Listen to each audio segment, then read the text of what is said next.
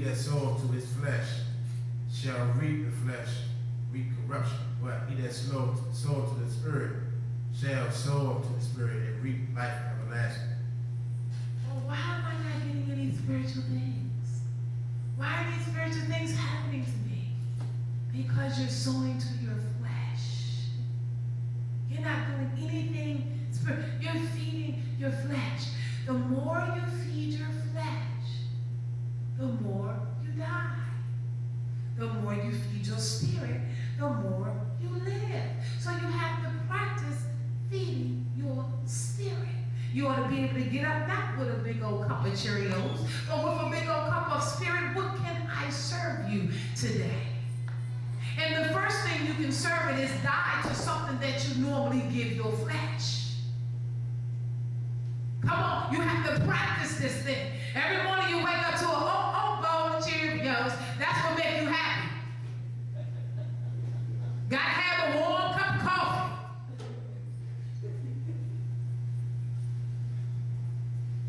Gotta have it.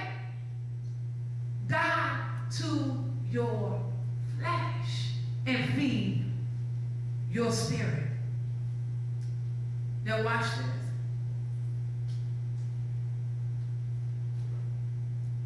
Wow.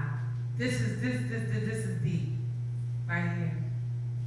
I want to go back to Galatians 6. This is not what I'm talking about. But I want to bring it down. You should reap what you sow. So you will either define yourself in obedience to this boundary. You're going to obey the boundary, or you will continue to go against the boundary and get injured.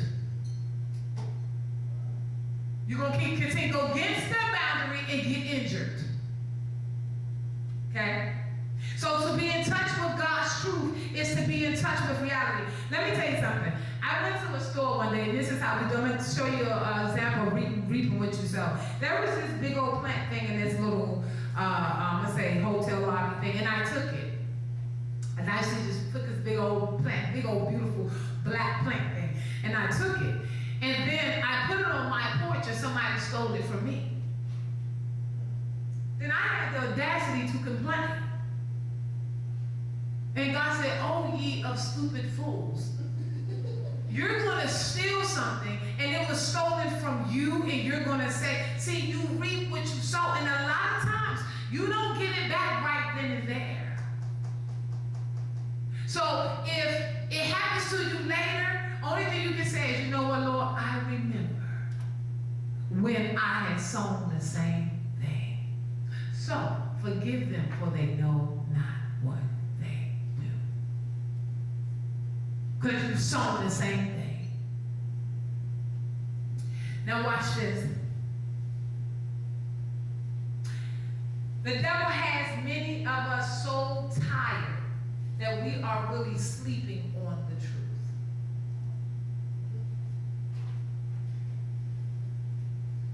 He has us so tired and deceived that we are literally sleeping on truth. Now there is always safety in truth. That's why he don't want you to know truth, because there's safety in truth. You're safe when you know the truth.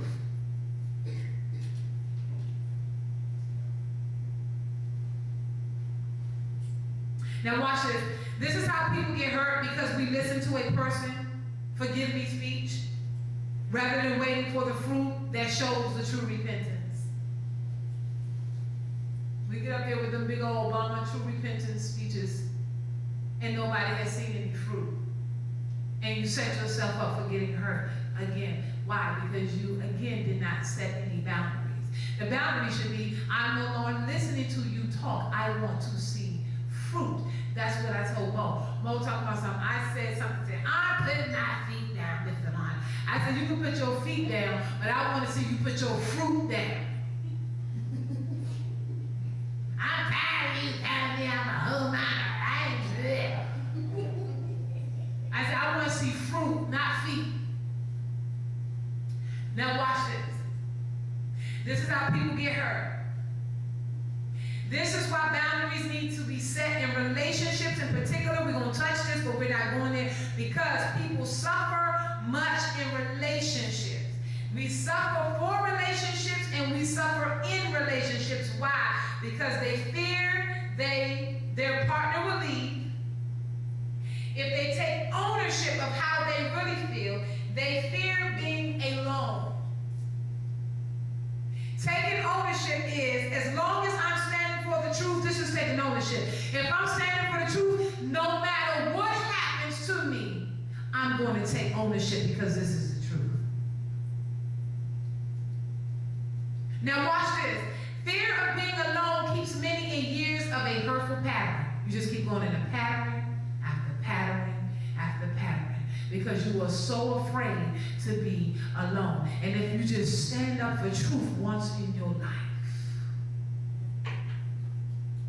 and stop compromising and stop saying you are not really who I even needed, but you won't say it because you are afraid of being alone. Watch this. This is why feelings shouldn't be ignored or placed in charge. Sometimes we put our feelings in charge. Wrong. Wrong. Because we find ourselves giving and loving out of compliance. Watch this, I'm going somewhere. Not out of your heart and free will. Because when you don't love out of your free will, then you're going to allow resentment to sit in. You're going to allow resentment to sit in. What you meant for good will look bad, and you will begin to even resent your decisions that you made. Now watch this. Your feelings are yours, and you must take ownership for your feelings. Set your boundaries in your feelings. In other words, you can't say that you feel this way because somebody else made you feel this way. You have to take ownership of your own feelings. You know why you feel that way? Because you didn't set boundaries. You hurt me because I had no boundaries. You tricked me because I had no boundaries. See, with boundaries, I can take ownership for what I allow you to do. I don't have to blame you. I don't have to look for somebody else to blame. Somebody else to carry your knapsack. Now watch this. People with boundary problems usually, have distorted attitudes about responsibilities. They feel that to hold people responsible for their feelings, choices, and behaviors. They feel if you hold them responsible for those things that you're mean. They think that you're mean. Or we have those who become disowned from their choices and they lay the responsibility on someone. Well, you made me do it, but where were you? You were in it too. If you had a boundary set, come on, Sophia, it wouldn't have happened. You understand? Boundaries. We are in control of our own choices no matter how you feel. No matter how you feel. Now, watch this. I need y'all to wake up. I need y'all to wake up. Making decisions based on others' approval or on guilt breeds resentment. A lot of us make decisions based upon who's going to approve of it.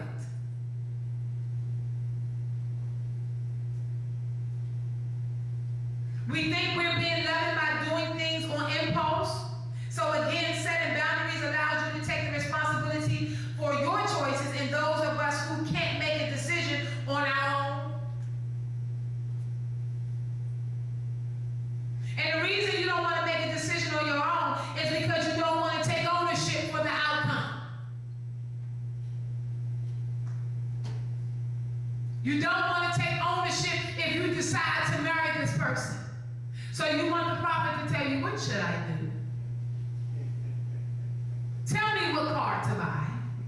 Like the prophet is a palm reader. Tell me what house to buy. So if the house don't work out, then you don't have to take ownership for what you've done. So if the marriage don't work, you don't have to take ownership. So in